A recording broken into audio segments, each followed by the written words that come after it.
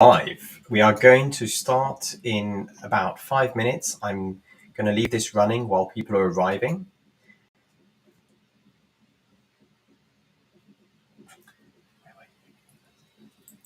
That's it.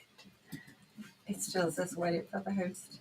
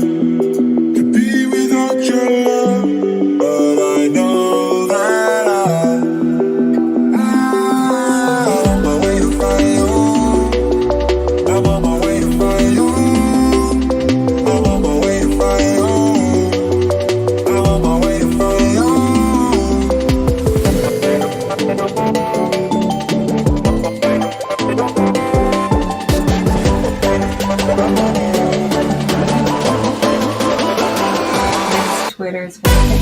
Thank you. LinkedIn, not working. There's not enough followers. 150.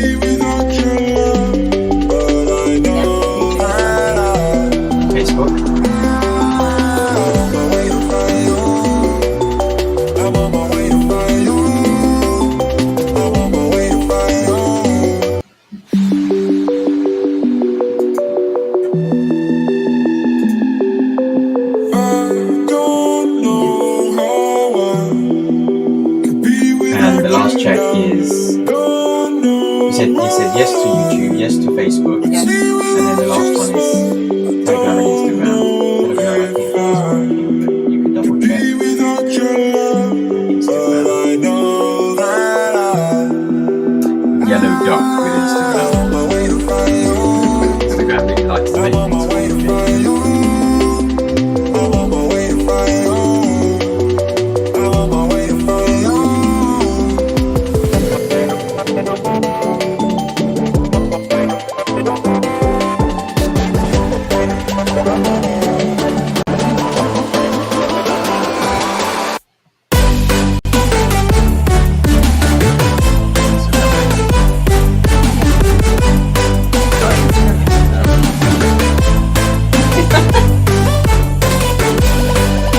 We have 1 minute.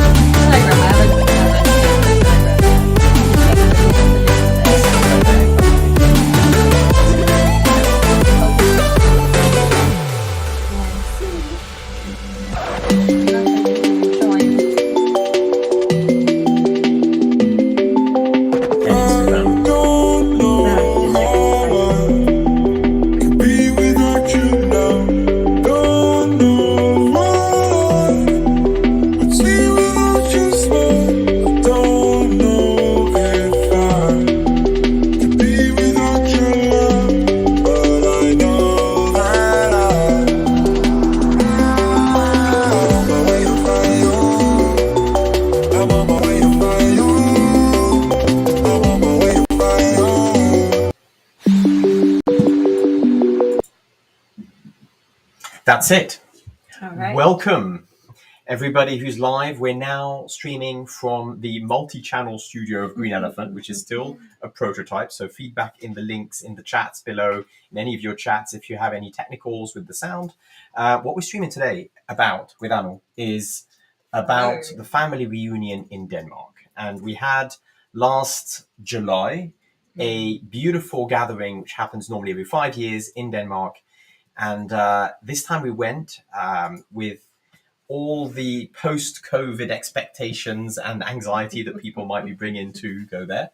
And we're going to look at the actual family reunion, not just to show some examples of flow, but generally to sort of talk about how flow in general, the lens of flow, is going to be...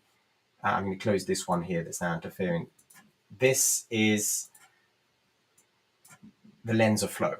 And flow is important because at work, this is what makes your meetings either feel boring, inefficient, or really enjoyable, energizing. And it's quite unusual today to have people saying, oh, I had this online meeting that was really energizing. Most people go, oh, I'm so tired of online meetings. And that's often because of not managing the flow. So we're going to look at the periodic table.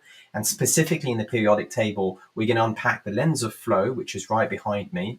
And we're going to look at the following elements: flow itself, measuring flow. We're going to talk about motivation, challenge, skill, perception of skill, and feedback a little bit at the end as well on because Anul, as an event organizer, might even have some conscious feedback for the family committee of the next reunion. So that's going to be for today.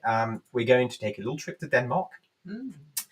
And going down to what they call the Scout Hut in a beautiful forest near Silkeborg. And flow, we're going to be using this picture for analyzing how actually flow works.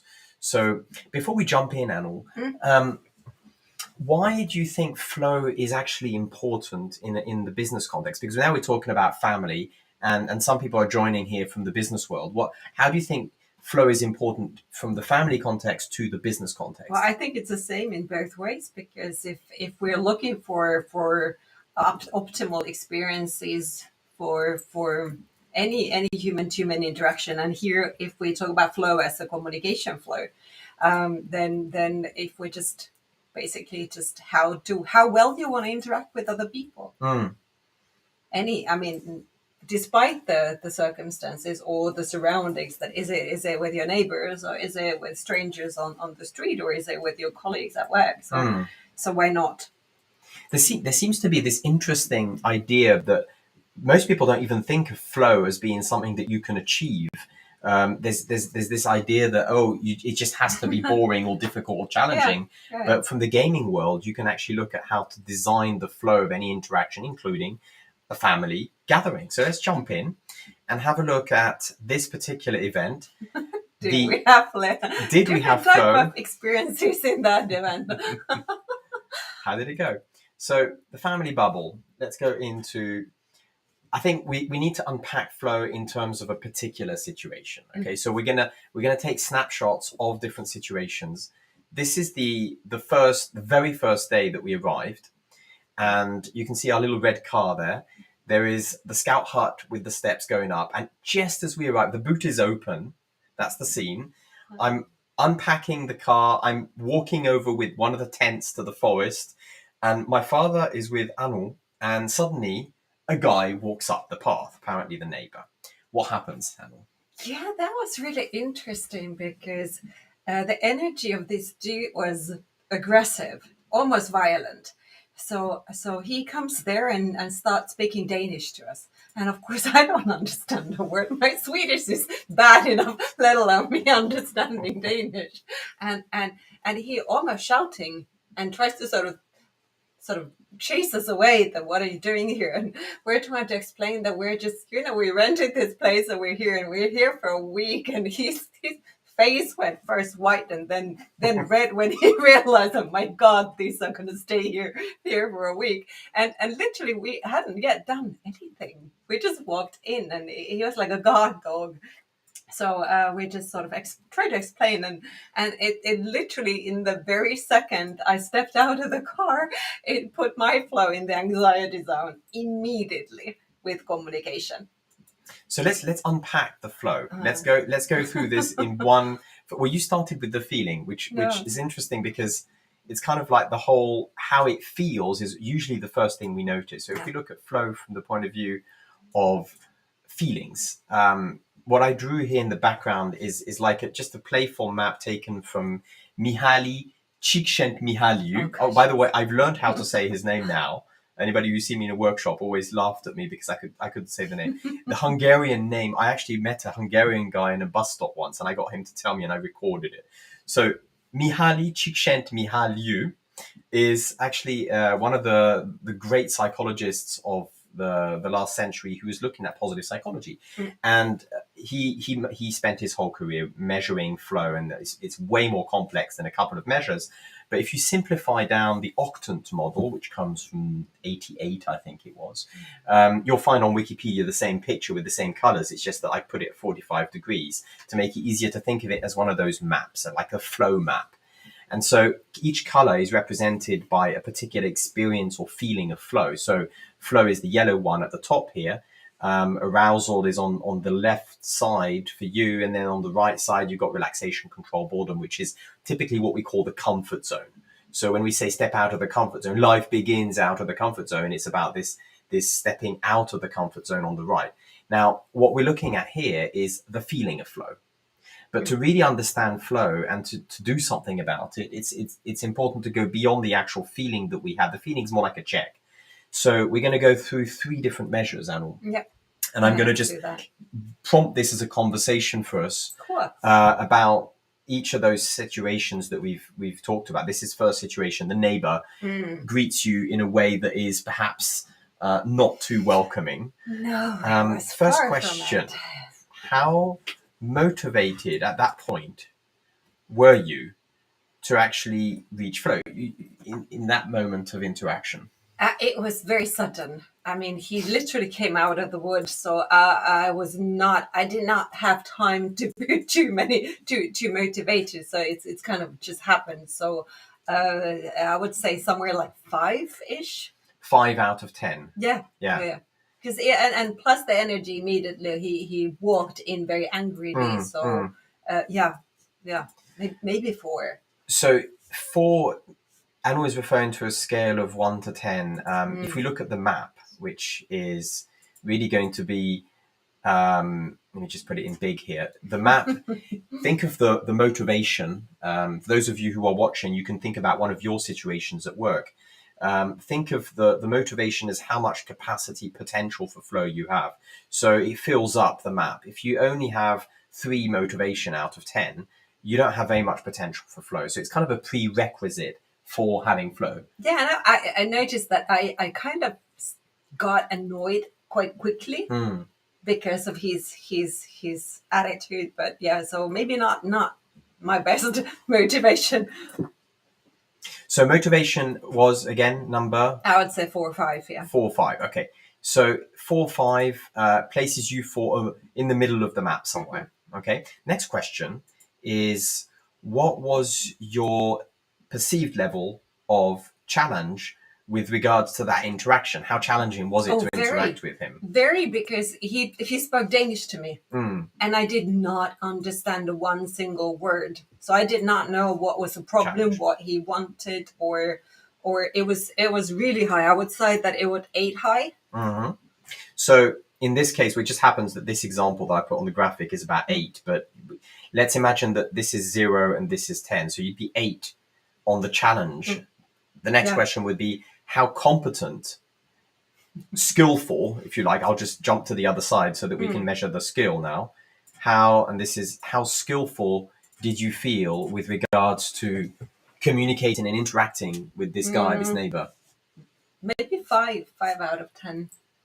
5 out of 10. I literally changed to English, and we were, and of course open body language and all of that. So. Okay. So if I look at now the map and I put the 5 with the line, think of the old game Battleships where you have an X and a Y coordinate. Yeah. This is like the same idea. So that when you put the X and the Y of 5 and 8, you get a dot which sort of is somewhere in the arousal zone on the stress side of the map. Except I was not motivated, so it's probably dropped me a little bit. Yeah. Because when you don't have enough motivation, it drags you down. Yeah. So then you're most likely going to not feel aroused, but feeling more worried or even apathetic down in the bottom I think of the I was map. sort of there on the worry zone that, oh my God, is this going to be a problem? And I knew that this group of people is going to be more or less loud. So Yeah. So in that way, this first experience, this is just a warm up for you, so that you can practice measuring flow on something that was really straightforward. What's the conclusion in terms of the zones? Where did you end up on this zone? anxiety zone for sure. So even Challenge zone. because the motivation was Yeah. down. So somewhere in the challenge zone. Yeah, definitely. So if I put myself under there, you were somewhere here. Yes, I was there. Okay. So what can we take away from this? Why are we even measuring flow at this point? How does this help us? What can we conclude from this this first flow check-in from the neighbor who arrives? The first thing that pops in my mind is that the situation is going to be very, very much changing. It's not something that you can control necessarily consciously, but it will happen from the moment a conversation starts or shifts to a different direction. In this case, the whole thing just popped up without it being announced. Yeah, I was literally the flow when we came in, with your father being there, us hugging and greeting each other, and then suddenly this dude walked in there. So it literally dropped myself or me out of the flow. Yeah. And in that sense, what could you have done if you wanted to get in the flow? Let's imagine. I would learn Danish.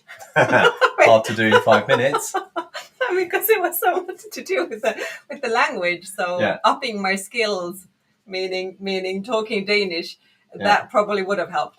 So obviously you can't learn Danish in 10 minutes. So in this case, one thing I've done in the past is, for example, last I was in Italy, I had basic school Italian. And so I started chatting with people with Google Translate as an interface. Bit slow, but it definitely upped my perceived level of skill and competence, which got me in a similar situation from being 1 or 2 confident about my confidence level and skills to somewhere like 6. So suddenly that can bring you into the flow by just using the right tools.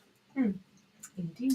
So that was the first situation. Now, I know that there was one situation which, if anybody is watching from the family, will acutely remember, and that is about the arrival. And well, let's talk about this a little bit. I mean, before the massive amount of everyone, I mean, we literally had about 20 people on the hut at the same time, plus of course the guests, but like living and staying there. Before that, we had a moment where I was in there preparing and dancing and prancing around the flat in my flow, where you were coordinating everybody's logistics, like 4 of our children arriving to Denmark for all different directions of the Europe, landing on the Aarhus and delivering that.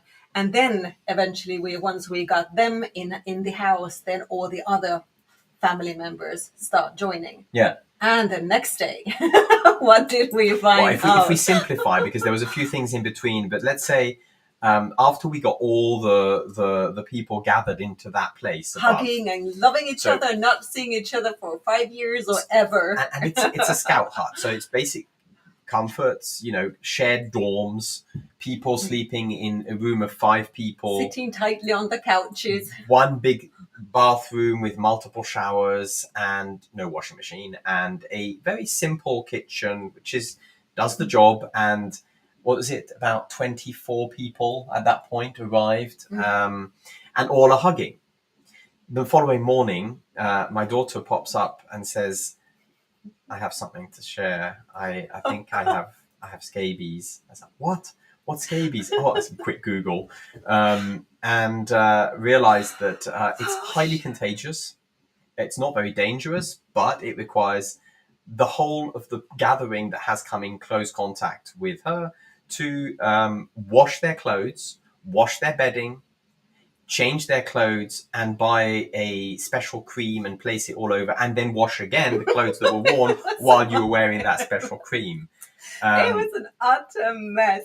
Like literally, I remember when we were just having a wonderful sort of, everybody was in that patio. We were packed into the couches side by side, snuggling there. And then Esther walks in with a very serious face, and then he says, how do we address What this? now?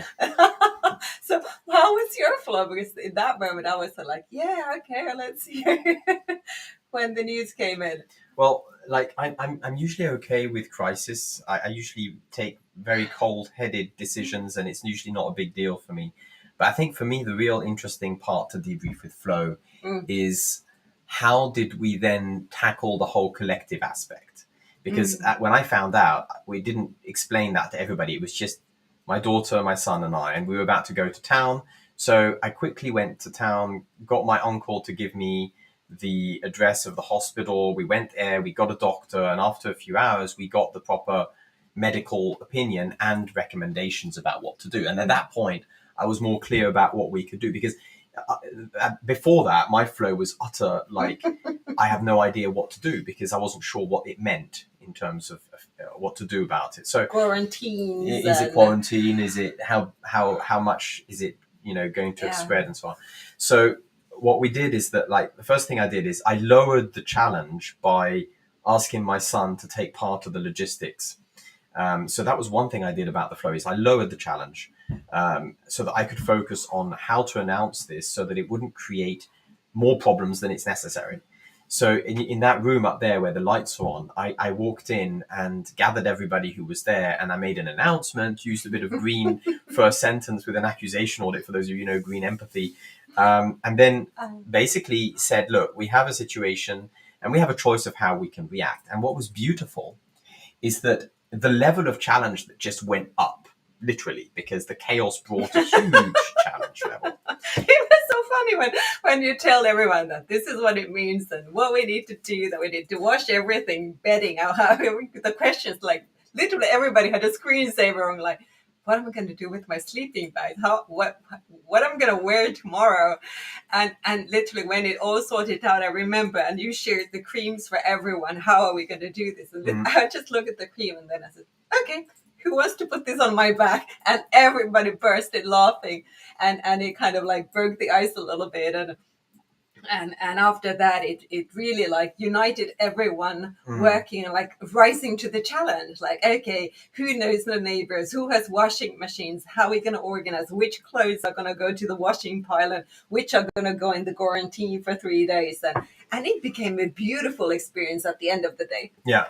Yeah. And when we debriefed it with my uncle and cousins, there was a clear sort of sense of, once we understood that there was something to deal with, the challenge went really high. And then what happened on the skills is that as more people started to get into problem solving mode as opposed to panic and what do I do mode, so the perceived collective skills went up. And I don't know about the other people's flow experience, obviously, but from my point of view, I actually got into the flow after a while, because the competence, when I started to notice that everybody was doing something about it, that And nobody got upset. yeah, nobody was going into like ranting mode. So we had one going to the neighbor to ask for a washing machine. My aunt very kindly offered her washing machine in the next village, and so on. And the competence basically went up. Yeah. And so from a very high level of challenge, despite it being actually quite stressful, it went from potentially, I'm going to put this bigger so that you can see the flow map again, but it went from being initially anxiety, potentially arousal, to actually flow for me when people stepped up, because the motivation was really high. Like I wanted really, I was organizing a lot of this on the committee. So my motivation to make sure everybody was happy was super high. So I had the potential for flow and actually got into the flow, even though it was a bit of an adventure. It actually was probably one of the most flowing parts of the whole event. And the one that we're having most memories for sure and loves. And so in terms of what can we take away from that, I think one is that you could really I mean, I mentioned it's not necessarily the same for me as it is for others. So I might have been in the flow. If I were to ask my daughter, she probably wasn't. How about you, Anu? Where was your flow in that particular?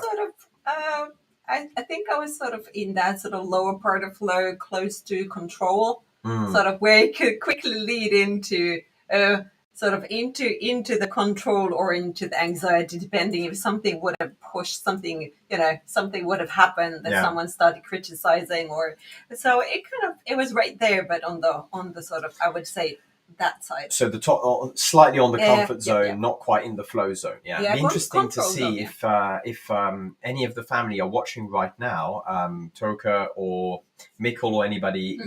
Where was your flow at this point? Mikkel, you hadn't arrived, but I think it would be quite different for different people, and that's actually a really important thing in work. If you're using flow as a measure in a workshop, for example, that it's easy to assume as a person hosting or harvesting or running an event, facilitating, that your feeling of flow is the same for the others, but actually it isn't. And here I would say that also it seems the majority of the people were sort of at least not too much in the anxiety zone, whether they were flowing in control, it was fine. But it really created a nice team building when we were all united to facing the same challenge and rising to the challenge.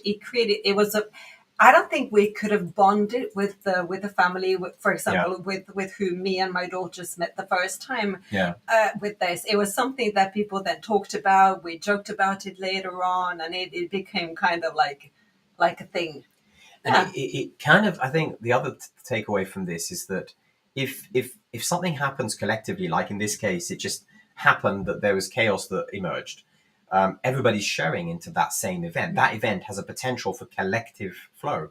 And in this way, it became a team building. It did. It did. Quite a real team building, that you create a common challenge for everybody to unite around, and it worked. But it could have also backfired and been an utter negative chaos, which creates dysfunctional conflicts. In this case, we were really lucky.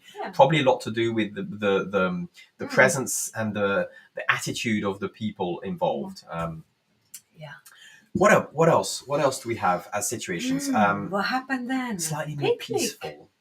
We went to an incredible lake called Slønse, with beautiful picnic. We went on boats. We arrived there. Different teams arrived by car, by foot, by boat, by kayak, and the event was really just a picnic by the lake. And as we had done the walk by the lake, around the lake the day before, so me and my daughters, and Esther, your cousin, we were just basically just dozing on the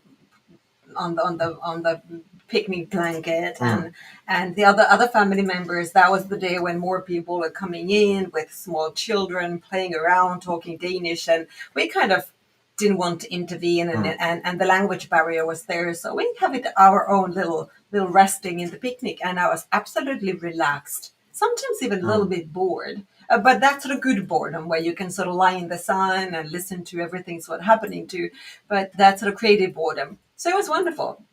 So that's sort of the comfort zone over there, Oh, the yeah. green zone, Mm. where you're either in control, relaxation, or even boredom if there's Yeah. not enough challenge. I had zero responsibility, nothing I had to do if I didn't want to. I was literally just stretching on and dozing off. So in this case, you're in the comfort zone. Absolutely. Okay. And meanwhile, I was there running around with cars, doing ferries, taxis, jumping around, trying to get the car in time for the other people to arrive. And I arrived almost at the end of the picnic because I was so busy running around trying to get everybody on the spot. So for me, it was actually, I was in the challenge zone. You're the one when we were leaving the picnic area. That was first you were looking for your stepmother's glasses, and then after the glasses they couldn't find them, and then your father got lost. And everybody was looking at your father, and I was sitting on the blanket thinking, "Do not intervene. Just stay here and just wait till the chaos goes by." But it was just. So takeaway for me is learn to ask for help, so that to lower the challenge, or at least to spread the feeling of flow to having more competence by having more people helping me out. You know, with hindsight, I think I could have done a better job at managing my flow by getting more skill, by getting more people to help with cars, for example, if I had just thought about some of the logistic aspects differently. So in that case, again, planning would have been helping, but even just asking for help, it's kind to ask for help. In this case, that would have probably helped. At least my flow. Offered. I was too busy taking the nap. Important on holiday. So what other situations do we have? I think this is the one I want to talk about. Oh yeah. Animal by the fire. For you people who are watching, you have to know something about me. I do not. I sing, but I don't stay in tune. So whatever I'm singing is sounding terrible. So I don't often do anything like karaoke, especially when I'm sober. But this time there was kind of an explicit rule that everybody. Well, we kind of suggested it with my daughter. So it was kind of rude if I didn't. So I decided to really go for it, and I did Poison. I was singing Poison for Eswin Fireplace. My God, that was challenging. So challenging. So how challenging was it? If I look at challenge, it was 11 out of 10. 11 out of 10. So challenge was 10. Yeah. And what about your perceived skills at singing? Not too good. But I would say I literally didn't take myself too seriously. So I was not in flow. But I would say that your skills were perceived as low. Maybe 6 or 6. Okay, that's not so low. Yeah. So you had 6 skills, 10 challenge, which places you most likely on the on the stress zone more than the flow. Yeah, I was definitely on a stress zone, and you know, I didn't have a singing skills, that for sure. But with that sort of a psychologically safe environment, it really didn't matter. It was just ego. What about motivation? Oh, I was really motivated. Yes. I would say I was 9 out of 10 motivated. 9 out of 10. Yeah, so that fills up the potential for flow. So all it needed was you to feel confident about your singing to actually reach flow in this case, right? Yeah. Or having someone singing with me, that could have been like having a backup singer. Which is kind of what happened. And not on that song. No, but later on, you had 2 backups. Yeah. So then I was in flow. Yeah. Yeah. So that's another thing that you can do to create flow, is to start, again, having other people. Extra skill doesn't actually mean your skill. It means that you're perceiving your own capacity to handle the situation. So it's your perception, your perceived skill. So Anu's perceived skill changed. Hi, Erin and Maha. Glad you're enjoying this. The perceived skill is really what matters. So you can change your perceived skill with a compliment. Like, imagine that somebody threw a tomato at her. Oh, you would have, if you had said something like, "My God, that was terrible." Your flow. Yeah, but so you would have gone from stress to tears. Worry to eventually apathy potentially, and go like, I would have crawled out there. That was never a thing. No, it was actually quite a lot of fun. Yeah. So in a way, your flow there kind of managed to get in place because you brought your backup singers. My flow, on the other hand, I love music, but I really can't do karaoke. I can do drum karaoke. I've got a drum in the back, and I can drum on. But the singing, I got really stressed by the whole thing, so I didn't sing. And because my level of competence was not to do with the being able to sing. I can sing, and often I know the songs that people are singing. I just don't necessarily like them. So for me, the need is to have a song that I like. So I started in that evening looking through all my playlists in Spotify, found loads of music. None of them I could karaoke. I had like a pathetic list of 10 out of 8,000 tracks that I could actually karaoke, and none of them were available on a karaoke device. No. So for And me, you kind of faded away from the whole situation. Yeah. So maybe you just got a little bit bored and you just walked away after I kind of did. my So, poison. not because of your singing, but because I was just not in the flow. Yeah, exactly. And that's what happens with flow, is that you can have one person who's utterly enjoying it and the others who are just not in it, and it's all in the same space happening at the same time. Perfect. Yeah. So one insight from this is flow happens when you step out of the comfort zone, and that goes to me as stepping out of my comfort zone of music, or for you singing out of your comfort zone and bringing extra backup. That's where I hear this often, life begins on the edge of the comfort zone. It's actually really related to that exact flow theory. So yeah, a little insight on flow here. What else? What was this one about? Yeah, this was really interesting. Your uncle is he trains Aikido, and he was really kind to do us quite a few of these Aikido lessons, and they were really nice. Yeah. So in this way, what's happening here is that they're not about to fight. They're all learning to handle wooden swords, which are practice Aikido swords. And my uncle Toka is actually doing a introduction to the philosophy of Peace. Yeah, the peace practice behind it. So it's a peaceful martial art where you learn to focus within, and that whole experiment, if you like, was really an invitation for us to jump into our own flow. And obviously different people in that group above would have had a very different flow, the exact same event. Maha, that was actually in July, the reunion, and it was in Denmark. So what could we do about looking at the flow in terms of level of motivation for this album? Oh, I was really motivated. It was wonderful. Toka is such a beautiful person, and doing that with the people, and it was really, I was 10 out of 10 motivated. Yeah. So you had a big potential for flow.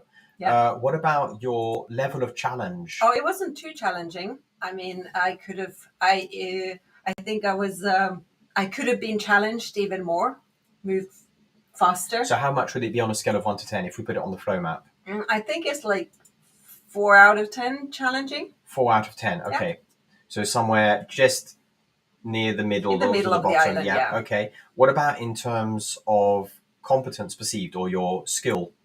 I think I handled it quickly, so I would say 9 out of 10. So you felt quite competent about what you were doing. Because it was basics. It was really basics. So then you were higher on your perceived competence than on your level of challenge. Absolutely. So in theory, that should place you somewhere in the comfort zone, in control, relaxation, or even boredom. How did it actually feel? Yeah, I think that's it. And that, of course, changed when I was sort of standing there and letting the other person doing the practice or doing the practice myself. So it was shifting on that area. Yeah. Yeah. So then the feeling matched that area where your scores were. Notice what I'm doing for those of you watching and you want to use that to measure your flow in a meeting, for example, if you're doing a creative workshop, is that it's really interesting to look at how the feeling is adjusted or not to the scores. If you do the scores rationally, how challenging 1 to 10, how competent 1 to 10, how motivated 1 to 10. And then you look at where you land on the map rationally and you compare it to the actual emotional experience, the feeling. And when you look at those two, when they're not aligned, that's usually where there's something interesting that you can do to hack your flow. So it's worth really doing not just the feeling evaluation because it's very easy to think, okay, I'm feeling anxious, I'm feeling worried or bored or whatever. That's the first thing that pops usually into our mind. But then having a quick pass on scores of 1X and 1Y to see where you land on the map and seeing how they're different. If there's any questions about that in a particular case that you have, just jump in with the chat, Maha. But what I got in the flow, for me, it was very different than for you, because where I was, I'm very slow with learning movements. If I go to a dance class, I need 10 times more reps than anybody else in the class to be able to learn that muscle movement. I just got a slow sense of learning for kinesthetic sense. And so here, even though he was taking his time to show us, I would have to do way more practice than the others. So my level of challenge was really high. My level of perceived competence was low because I knew that I was slow with that sense. So it placed me, rather than in the control and comfort, relaxation zone, I was slightly on the arousal, anxiety zone. And I just relaxed into it because it doesn't matter. And I enjoyed it. But even though it's exactly the same group of people with the same teaching method and the same setup, very different experiences of flow. So what I could do about the flow in this case would be that I would take more time, and that would increase my perceived skill, because then I feel more competent. Or video it. I could film it. That's what I do in dance classes. I film the thing, and then I can rewatch and practice, and that gives me a feeling of competence. So that's something you can also do, is change your level of competence by adding tools, replays, taking notes if you're a harvester. Let's do another one. I think this one is a story that starts, like, we had a whole reunion, and of course we're jumping forward on a timeline here, but after the actual self-organizing reunion, which was on the Saturday night, everybody making a dinner together, we had a beautiful roast and people helping out, doing the food together. The following day, we had a picnic by the lake planned, where everybody would come and eat the leftovers. Now, what happened was that there was, before that, what we called the closing circle of the family reunion by the lake. There was the idea of having cakes with one of the uncle's family in the place. It was cousin. It was your cousin, and actually your cousin's wife, who kindly offered to open their home for everyone, and woke up in the morning baking cakes, and everybody joined, and you chose not to come because that you used that time to prepare the process. Those Post-its. I was there. I'm a host, right? So I'm always like preparing my processes. Yeah, my plus you're audit. not into cake that much, so it was good moment for you, and Well, my belly isn't. Yeah. And the original idea was that after the cakes we would come back to the hut, the scout hut. And I was ready for everybody to arrive. I had my Post-its ready. The There space was just was this clean. one thing, that the weather was so beautiful. We were by this gorgeous lake, and it was sunny, and the water was warm, so the kids were playing on the shore, and it literally looked that there's no way the people who were sort of co-hosting with you, that we could rally all of these people into the cars. So I get a phone call. from Toka saying, look, Like what, 5 minutes before? 20 no, minutes but it was before? about half an hour. Okay. Half an hour before. Look, under what circumstances would you be willing to sort of change your plan and come down, because nobody really wants to go back up to the scout hut. They're all by the lake having a great time enjoying the sun. Could we now move the whole thing down? And I'm like, okay, yes, can do. So wrap everything up, pack my Post-its, pack my process, rethink the whole thing on my way down, walking down, going like, my flow has just taken a hit from being literally in the flow to being slightly anxious. And I'm there sort of lying there, taking my shorts off and going to the sub board, like, oh, right, now I have time. It's gonna take a half an hour for him to come here. I'm just gonna go subbing for a second. I'm subbing while I'm stressing. And so Anu's in the control zone. I'm in the anxiety zone. I walk down to the lake, and what you can see above in the picture there is the beautiful nature by it. It was a really gorgeous place. And so it made a lot of sense to go down to the lake naturally, so that everybody could just sit there and enjoy the sun. So then I quickly built up a process there, and there wasn't really a circle for us to gather. So I had to prepare something, and then a flip chart. And eventually we made it happen. And then in terms of flow, what was interesting is that for me, the motivation was really high. Essentially, that was the closing. So that was where I was helping the next committee to take the ball for organizing the next round in 5 years' time. So I was really motivated to make this work. So I had a minimal process. Motivation was high, which gave me obviously a potential for flow. The level of challenge was relatively high. I was really challenged by trying to get everything different languages, subgroups, translation, harvesting with video, my sister there with a camera, her daughter helping with photos. Everything was like, go. So I was super challenged. Again, there I learned my lesson. I asked for help. So I got 3 or 4 people to help out on things so that I increased my level of perceived skill. I think the one of the beautiful gifts or situations that happen here is that I bet there's 40 people of us. About that. Total, I would say that there was 40 of us. So in this case, all 40 were in flow in their own spaces. The 39 by the lake and the one at the hut, and in that moment. We made the choice, and you gave us the gift of sacrificing your flow on the benefit for the others, and that created a better group flow. Even though it meant that there was a moment where you were not in the flow, but that affords the flow for everyone else. Because I would say 75% of the people wouldn't have joined the hut if we had moved. Yeah. So. That was a gift. That was a massive gift. I hadn't seen it like that, actually. Now that you've put it that way, I suppose it could be seen like that. And the insight that we talked about earlier, which is that flow is not the same for me as it is for others. I think that's what you mean there, is that it doesn't really matter necessarily if the person hosting the event is not always in the flow, if the main focus is on the group having flow. Yeah. Now, and sometimes it could actually happen the other way around. Yeah. In the companies, and we've seen it so many times that one manager who wants to create flow for themselves sacrifices it for everybody else. Yeah, because they want to challenge themselves to enjoy the meeting, but the others are utterly bored. Yeah, or any work situation, communication, or doing presentations or anything. Yeah, and just. I think it's just very, very keeping mindful of what is the group flow and who is able and willing and having to adjust. And also, I think like this picture, this is Ilyas talking and sharing. So we did this little group exercise where people broke out into groups of 3, talked about something, and then shared it back to the rest of the group in a summary. So it's a great way to get this breath in, breath out in a group. And here what's happening, I think, is quite fun, because if you look at the picture, you can see that... He's in it. He's talking. He's sharing. He's using his hands, and in the background there's Anu, who's looking almost slightly asleep.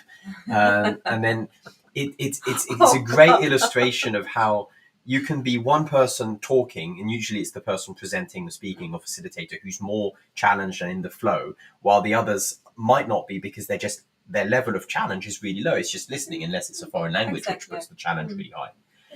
And in this case, in a meeting, when you have somebody who talks, the biggest, I would say, build or takeaway insight for flow in meetings is time managing when one person is presenting to others.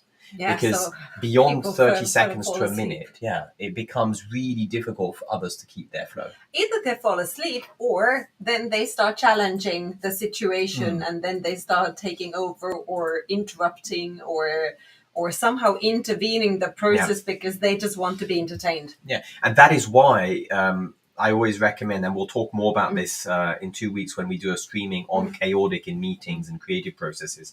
This is so important, that you manage the time as a host, that you don't just let people go on and on, that you have a time box for things like that are dangerous for the flow, like talking, sharing back. So that was another takeaway. Good.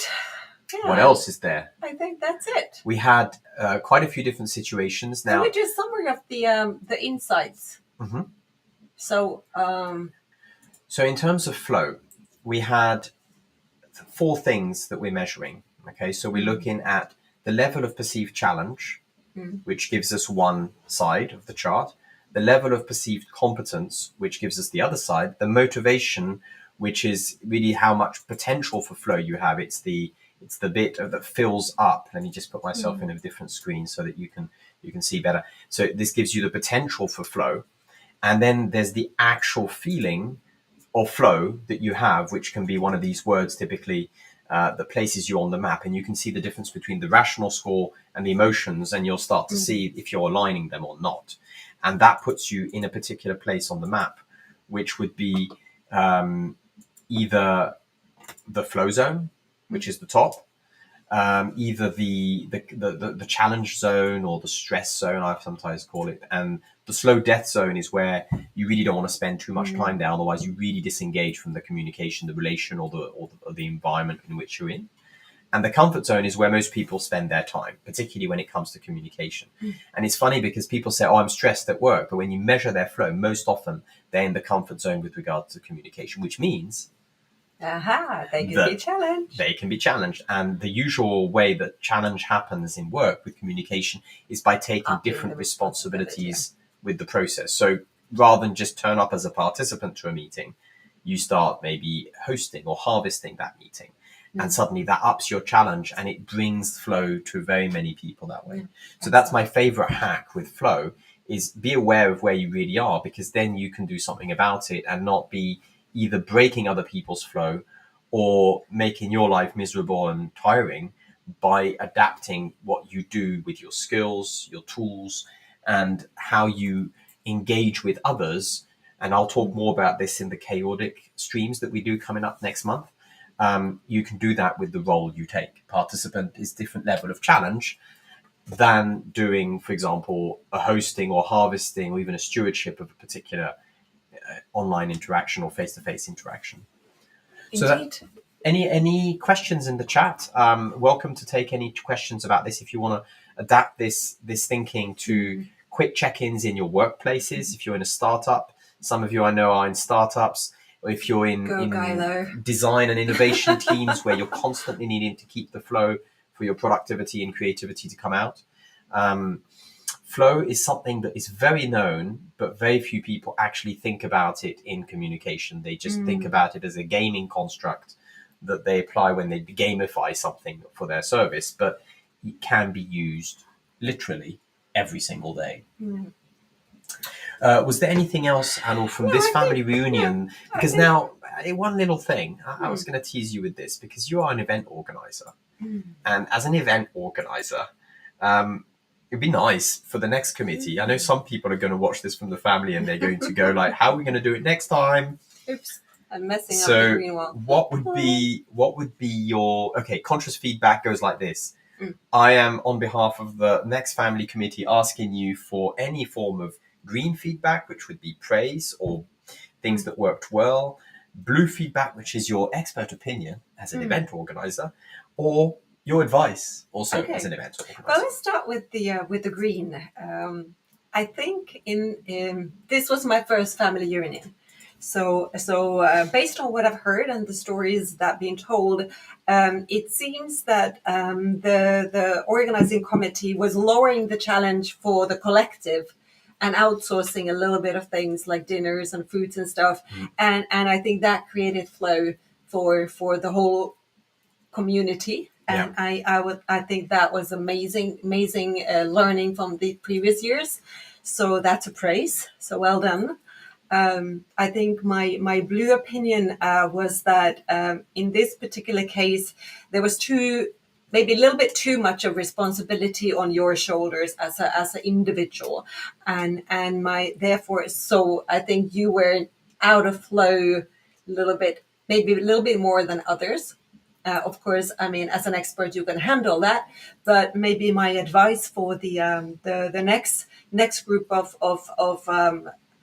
this community is that start sharing the load and maybe having one day per person and not having 5 or 6 or 7 days in a row, and maybe observing the flow, that if one is noticing or noticing that they are or someone else is not in the flow or seems that they're bored or it seems that they're anxious, then swap and change and adapt and do that systematically. So that would be my advice. Thank you. Well, I'll pass this video link on. For this stream, it's over. We've covered today's topics. Little announcement actually about next coming streams. We are now moving to a different calendar. So we are looking. I'm going to show you the streaming calendar that we have here. We use a streaming calendar that's every period focusing on a different lens. And so what you can see here is that now we're going to start focusing on the chaotic lens. Yay. Now, the chaotic lens is something that very many companies are absolutely unaware of. Even though it's quite an old theory, it's basically balancing chaos and order, how to do that in practice. It's a great lens to use to analyze when you're thinking of wasting too much time, when there's too much chaos in your communication. Startups usually have a blind spot around chaotic balance, but also large companies do. So we're going to talk about chaotic, and we're going to be streaming the first of the series on chaotic on the 13th of September. So we're going to take 1 week off from streaming next week, prepare all of that. I'm most likely going to be doing a more webinar format for the 13th, where I'm going to go into the basic understanding of what is chaotic for those aiming that for startups mostly. So that's going to be coming in September. And meanwhile, I wish you all a very, very pleasant end of the evening. Thank you, Emily. I don't